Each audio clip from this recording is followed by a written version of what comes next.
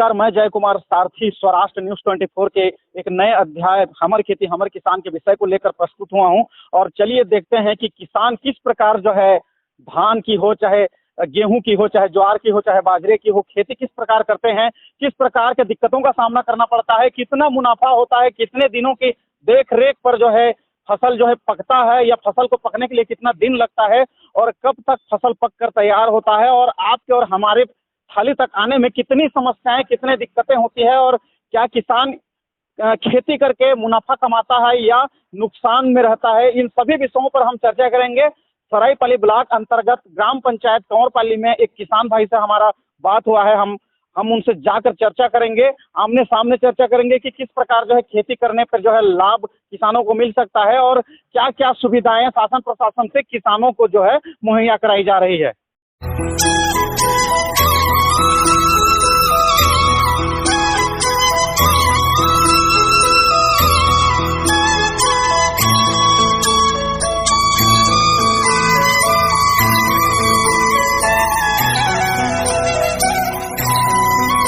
जिस गांव की हम बात कर रहे थे, सरायपाली ब्लॉक अंतर्गत ग्राम पंचायत कंवरपाली, जिस किसान भाई से हमारी बात हुई थी और जिनसे आज हमारा चर्चा है खेती किसानी संबंधित।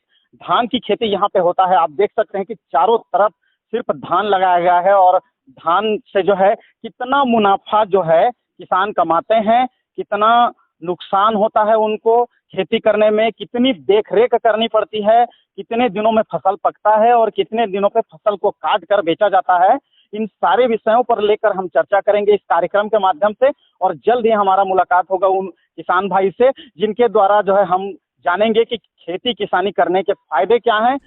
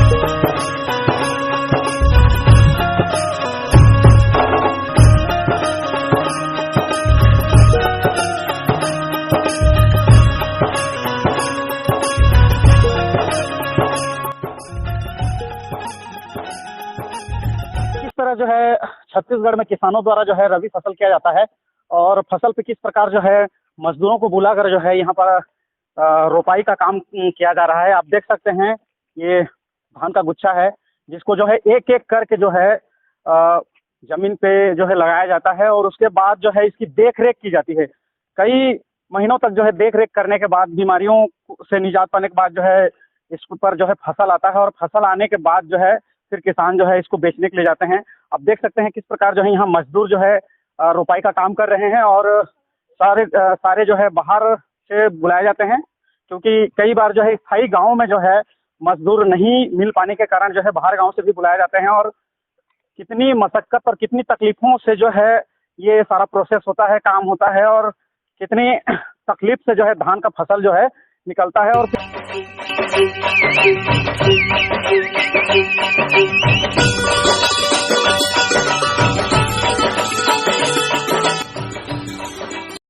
जिस गांव की हम बात कर रहे थे, जिन किसान भाई से हमारी बात हुई थी, आज हमारे साथ तो मौजूद हैं, हमारे साथ पहुंचे हैं, हमारे लिए अपना बहुमूल्य समय निकाल कर दिए हैं, और हम आज इन्हीं से पूछेंगे कि खेती किसानी करने में कितना फायदा है, कितना नुकसान है, किस प्रकार के समस्याओं का सामना करना पड़ता है, और कितने दिनों में जो है फसल पक जाता है।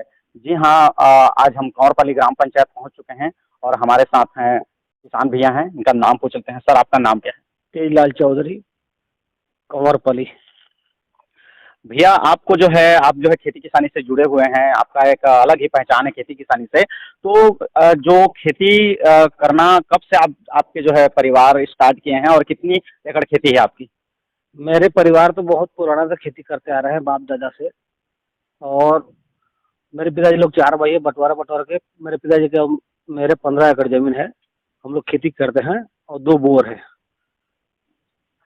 अच्छा ये बताइए कि जैसे बरसाती फसल होता है, बरसाती फसल में तो प्रायः हमारे भारतवर्ष में छत्तीसगढ़ में हर जगह खेती करते हैं, लेकिन जो बरसाती फसल के बाद रबी फसल की तैयारी कब से शुरू होती है? हम लोग दिसंबर महीने में शुरू कर देते हैं। धान कटाई के बाद पानी चालू कर देते हैं, और पानी चलने के बाद चिखला कर देते हैं। उसके बाद थरहा डाल देते हैं रोपाई करने के लिए।